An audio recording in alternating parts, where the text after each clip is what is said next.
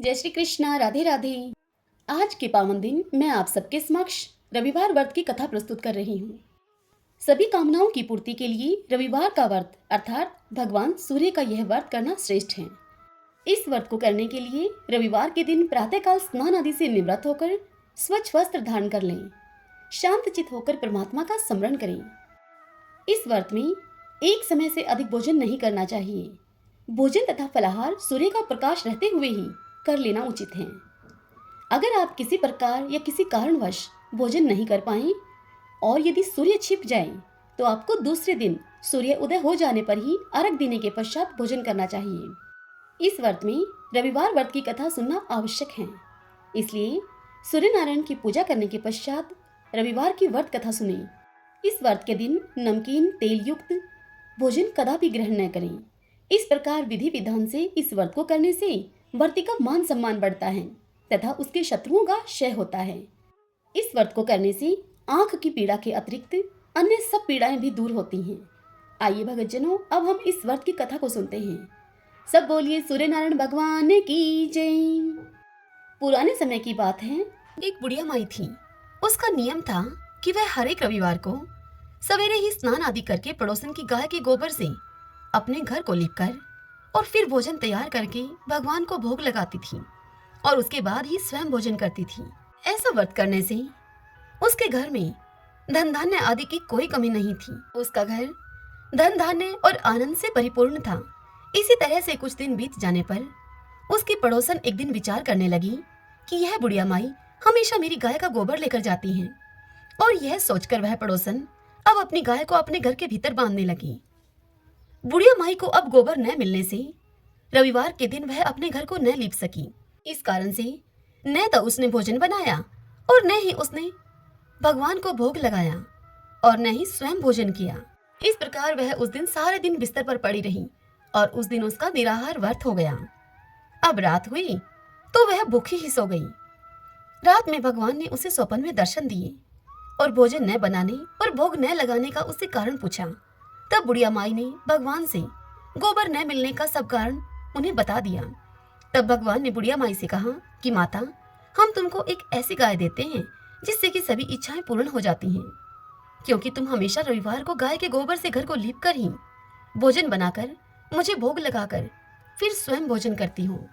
इसलिए हम तुम पर अत्यधिक प्रसन्न हैं और प्रसन्न होकर हम आपको एक ऐसा वरदान देते हैं और अंत समय में आपको मोक्ष देते हैं। स्वप्न में ऐसा वरदान देखकर भगवान अंतर्ध्यान हो गए। जब बुढ़िया माई सुबह सोकर उठी, उसकी आंख खुली तो वह क्या देखती है कि उसके घर के आंगन में एक अति ही सुंदर गाय और बछड़ा बंधे हुए हैं। वह गाय और बछड़े को देखकर अत्यधिक प्रसन्न हुई और उनको घर के बाहर लाकर बांध दिया। वहीं उनके लिए खाने के लिए चारा भी डाल दिया। जब उस बुढ़िया माई की पड़ोसन ने बुढ़िया माई के घर के बाहर एक अति ही सुंदर गाय और बछड़े को बंधे हुए देखा तो अब वह द्वेष के कारण जलने लगी। अब उसका हृदय जल उठा।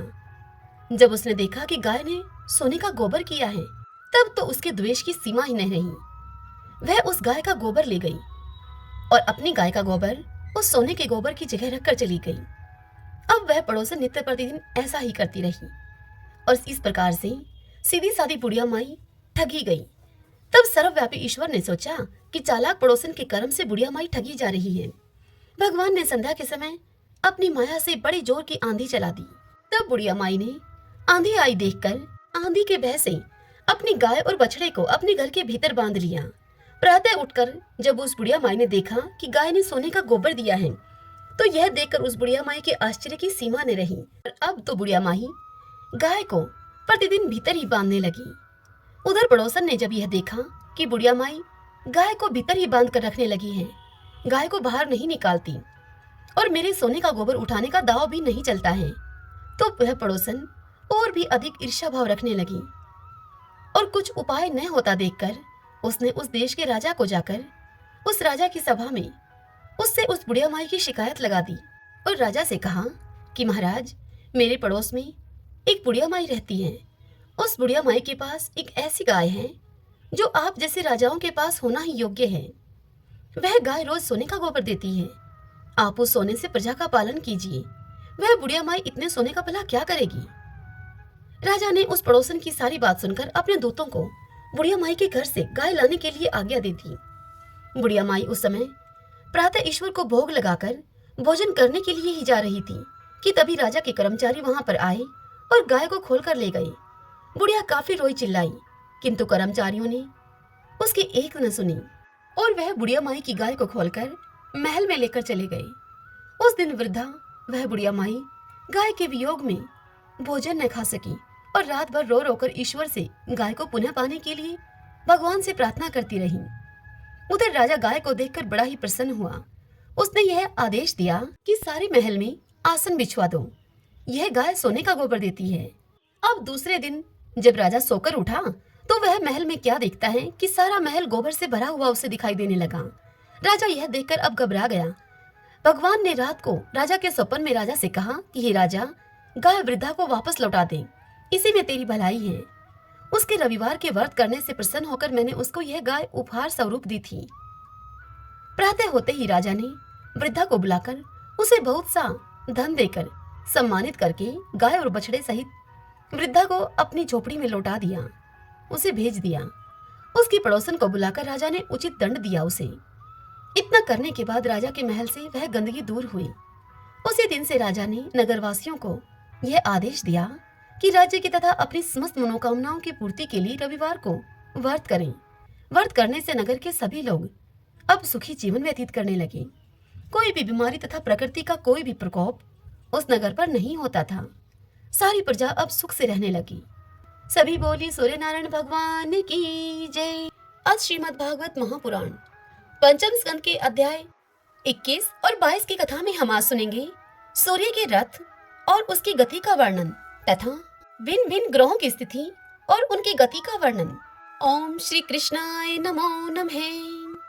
श्री शुकदेव जी इस कथा को सुनाते हुए राजा परीक्षित से कहते हैं कि हे राजन, परिमाण और लक्षणों के सहित इस भूमंडल का कुल इतना ही विस्तार है, सो हमने तुम्हें बता दिया है।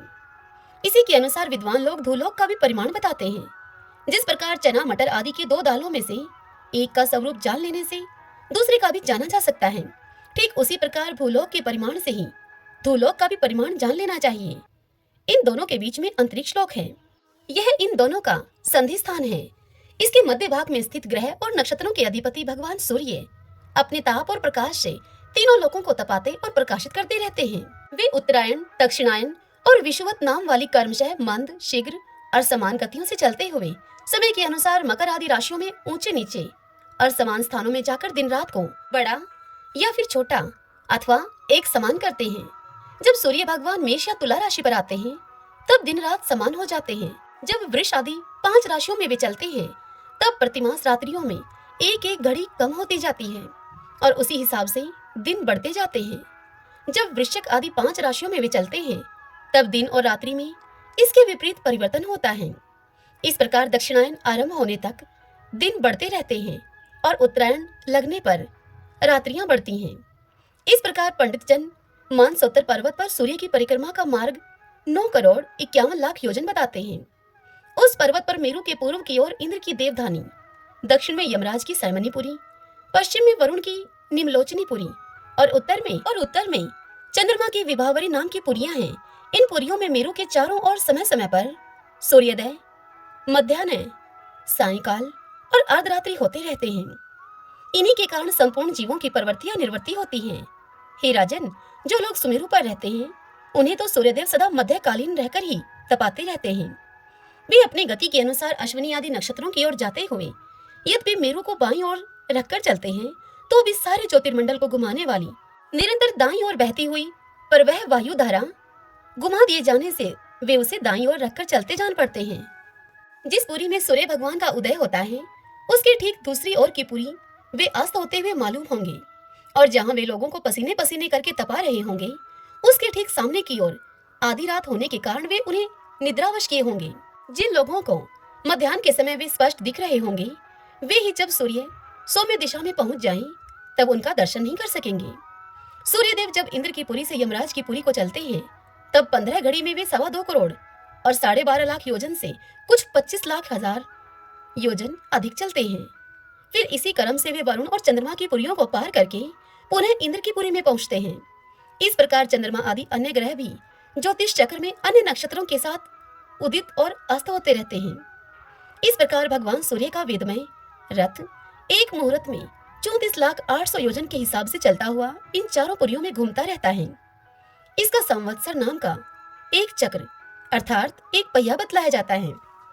उसमें मास रूप 12 अरे हैं, ऋतु रूप 6 नेमियां हैं, 3 चौमासे रूप 3 नाभि हैं। इस रथ की धुरी का एक सिरा मेरु पर्वत की चोटी पर है और दूसरा सिरा मानसोतर पर्वत पर है।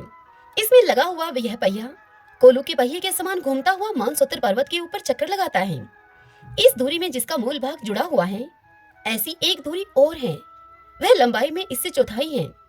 उसका ऊपरी भाग तैल यंत्र के धुरे के समान ध्रुवलोक से लगा हुआ है। इस रथ में बैठने का स्थान 36 लाख योजन लंबा और 9 लाख योजन चौड़ा है। इसका जुआ भी 36 लाख योजन ही लंबा है।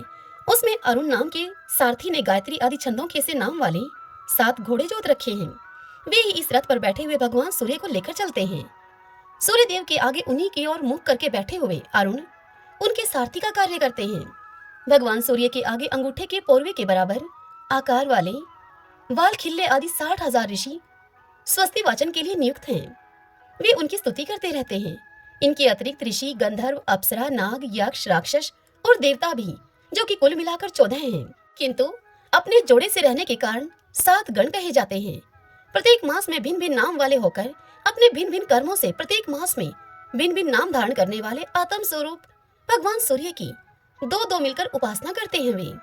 इस प्रकार भगवान सूर्य भूमंडल के 9 करोड़ 51 लाख योजन लंबे घेरे में से प्रत्येक क्षण में 2002 योजन की दूरी पार कर लेते हैं। सूर्य नारायण भगवान की जय। श्री शुकदेव जी से इतनी बात सुनकर राजा परीक्षित ने श्री शुकदेव मुनि से पूछा, हे भगवान, आपने जो कहा कि यद्यपि भगवान सूर्य राशियों की ओर जाते समय मेरु और ध्रुव को दाईं ओर रखकर चलते हुए मालूम होते हैं, किंतु वस्तुतः उनकी गति दक्षिणावर्त नहीं होती। इस विषय को हम किस प्रकार से समझें? तब श्री शुकदेव जी परीक्षित से कहते हैं कि हे राजन, जिस प्रकार कुम्हार के घूमते हुए चाक पर बैठकर उसके साथ घूमती हुई चींटी आदि की अपनी गति उससे भिन्न ही है, क्योंकि वह भिन्न भिन्न समय में उस चक्र के भिन्न भिन्न स्थानों में देखी जाती है। उसी प्रकार से नक्षत्र और राशियों से उपलक्षित काल चक्र में पड़कर ध्रुव और मेरु को दाएं रखकर घूमने वाले सूर्य आदि ग्रहों की गति वास्तव में उससे भिन्न ही है, क्योंकि वे काल भेद से भिन्न भिन्न राशि और नक्षत्रों में देख पड़ते हैं, अर्थात देखे जाते हैं। वेद और विद्वान लोग भी जिनकी गति को जानने के लिए उत्सुक रहते हैं, वे साक्षात आदि पुरुष भगवान नारायण ही लोगों के कल्याण और कर्मों की शुद्धि के लिए अपने वेद में विग्रह काल को 12 मासों में विभक्त करके वसंत आदि 6 ऋतुओं में उनके यथा योग्य गुणों का विधान करते हैं। इस लोक में वर्णाश्रम धर्म का अनुसरण करने वाले पुरुष वेद त्रय के द्वारा प्रतिपादित छोटे बड़े कर्मों से इंद्रादि देवताओं के रूप में और योग के साधनों से अंतर्यामी रूप से उनकी श्रद्धा पूर्वक आराधना करके सुगमता से ही परम पद को प्राप्त कर सकते हैं। भगवान सूर्य संपूर्ण लोकों के आत्मा हैं। वे पृथ्वी और भूलोक के मध्य में स्थित आकाश मंडल के भीतर काल चक्र में स्थित होकर 12 मासों को भोगते हैं, जो संवत्सर के अवयव हैं और मेष आदि राशियों के नाम से प्रसिद्ध हैं। इनमें से प्रत्येक मास चंद्रमान से शुक्ल और कृष्ण 2 पक्ष का, पितृमान से 1 रात और 1 दिन का तथा शौरमान से 2.25 नक्षत्र का बतलाया जाता है। जितने काल में सूर्यदेव इस संवत्सर का 6ठा भाग भोगते हैं, उसका वह अवयव ऋतु कहा जाता है। आकाश में भगवान सूर्य का जितना मार्ग है, उसका आधा वे जितने समय में पार कर लेते हैं, उसे एक अयन कहते हैं, तथा जितने समय में वे अपनी मंद तीव्र और समान गति से स्वर्ग और पृथ्वी मंडल के सहित पूरे आकाश का चक्कर लगा जाते हैं, उसे अवान्तर भेद से संवत्सर, परिवत्सर, इड़ावत्सर, अनुवत्सर अथवा वत्सर कहते हैं। इसी प्रकार सूर्य की किरणों से 1 लाख योजन ऊपर चंद्रमा है। उसकी चाल बहुत तेज है, इसीलिए वह सब नक्षत्रों से आगे रहता है।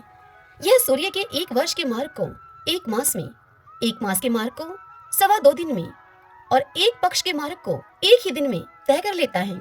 यह कृष्ण पक्ष में क्षीण होती हुई कलाओं से पितृगण के और शुक्ल पक्ष में बढ़ती हुई कलाओं से देवताओं के दिन रात का विभाग करता है तथा 30-30 मुहूर्तों में 1-1 नक्षत्र को पार करता है। अन्नमय और अमृतमय होने के कारण यही समस्त जीवों का प्राण और जीवन है। ये जो 16 कलाओं से युक्त मनोमय, अन्नमय, अमृतमय पुरुष स्वरूप भगवान चंद्रमा है। ये ही देवता, पितृ, मनुष्य, भूत, पशु, पक्षी, सरीसर्प और वृक्ष आदि समस्त प्राणियों के प्राणों का पोषण करते हैं। इसीलिए इन्हें सरोमय कहते हैं। चंद्रमा से 3 लाख योजन ऊपर अभिजीत के सहित 28 नक्षत्र हैं।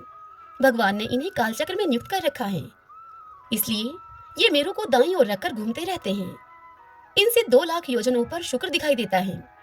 यह सूर्य के शीघ्र, मंद और समान गतियों के अनुसार उन्हीं के समान कभी आगे तो कभी पीछे तो कभी साथ साथ रहकर चलता है। यह वर्षा करने वाला ग्रह है, इसीलिए लोगों को प्रायः सर्वदा ही अनुकूल रहता है। इसकी गति से ऐसा अनुमान होता है कि यह वर्षा रोकने वाले ग्रहों को शांत कर देता है। सूर्य की गति के साथ साथ बुध की भी व्याख्या हो गई। शुक्र के अनुसार ही बुध की गति भी समझ लेनी चाहिए। यह चंद्रमा का पुत्र शुक्र से 2 लाख योजन ऊपर है। यह प्राय मंगलकारी ही है, किंतु जब सूर्य की गति का उल्लंघन करके यह चलता है तब बहुत अधिक आंधी, बादल और सूखे के भय की सूचना देता है। यह इससे 2 लाख योजन ऊपर मंगल है। वह यदि वक्र गति से न चले तो एक एक राशि को 3-3 पक्ष में भोगता हुआ 12 राशियों को वह पार करता है। यह अशुभ ग्रह है और प्रायः अमंगल का सूचक है। इसके ऊपर 2 लाख योजन की दूरी पर भगवान बृहस्पति जी हैं। ये यदि वक्र गति से न चलें तो एक एक राशि को एक एक वर्ष में भोगते हैं। ये प्रायः ब्राह्मण कुल के लिए अनुकूल रहते हैं। बृहस्पति से 2 लाख योजन ऊपर शनिश्चर दिखाई देते हैं। ये 30-30 महीने तक एक एक राशि में रहते हैं, इसलिए इन्हें सब राशियों को पार करने में 30 वर्ष लग जाते हैं। ये प्रायः सभी के लिए अशांतिकारक हैं। इनके ऊपर 11 लाख योजन की दूरी पर कश्यप आदि सप्तऋषि दिखाई देते हैं। ये सब लोगों की मंगल कामना करते हुए भगवान विष्णु के परम पद ध्रुवलोक की प्रदक्षिणा किया करते हैं। हरि ओम तत्सत। ओम श्री परमात्मने नमः। सभी बोली सूर्य नारायण भगवान की जय।